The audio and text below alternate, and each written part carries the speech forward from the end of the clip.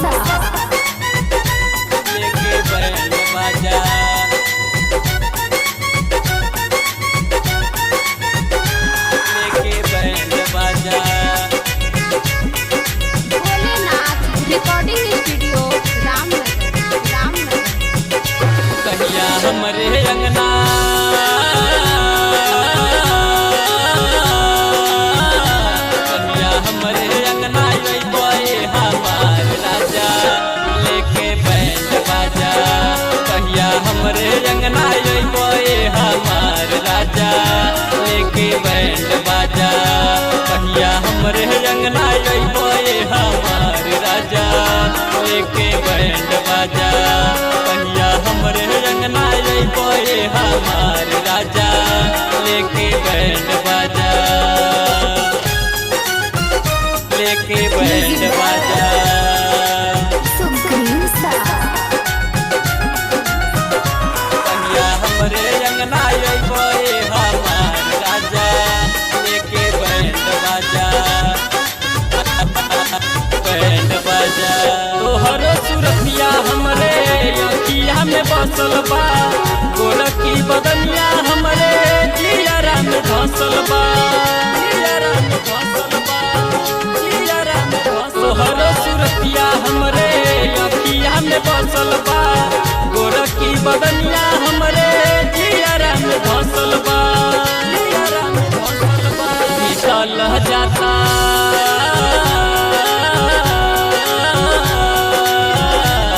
बीतल जाता सगरो मरिया जल्दी आजा लेके बैंड बाजा कहिया हमरे अंगना अइबे हमार राजा लेके बैंड बाजा कहिया हमरे अंगना अइबे हमार राजा लेके बैंड बाजा कहिया हमरे अंगना अइबे हमार राजा लेके बैंड बाजा लेके बैंड बाजा सुप्रीम सा कहिया हमरे अंगना अइबे हमार राजा लेके बैंड बाजा लेके बैंड बाजा कबले कुमारे रही बोले सजनावा संग कर ताटे हई चढ़ल जवनावा संग कर ताटे हई चढ़ल जवना कबले कुमारे रही बोले सजनावा संग कर ताटे हई चढ़ल जवनावा आके बहिया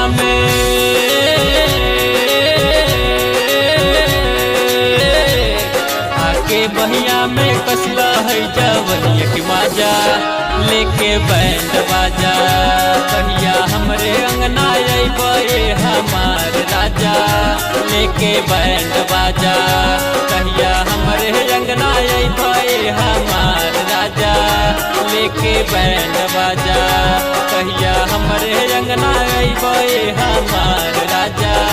लेके बैंड बाजा म्यूजिक बाय सुप्रीम सा कहिया हमरे अंगना अइबे हमार राजा लेके बैंड बाजा लेके बैंड बाजा सहिया विवेक तनी सुन मोर बतिया छतिया पे हाथ धके जागी सारी रतिया छतिया पे हाथ धके जागी सारी रतिया सहिया विवेक तनी सुन मोर बतिया छतिया पे हाथ धके जागी सारी रतिया आर के अनिल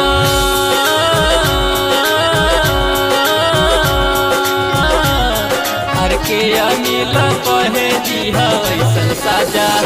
लेके बैंड बाजा कहिया हमरे अंगना अइबे हमार राजा लेके बैंड बाजा कहिया हमरे अंगना अइबे हमार राजा लेके बैंड बाजा कहिया हमरे अंगना अइबे हमार राजा लेके बैंड बाजा। Recording studio Ramnagar.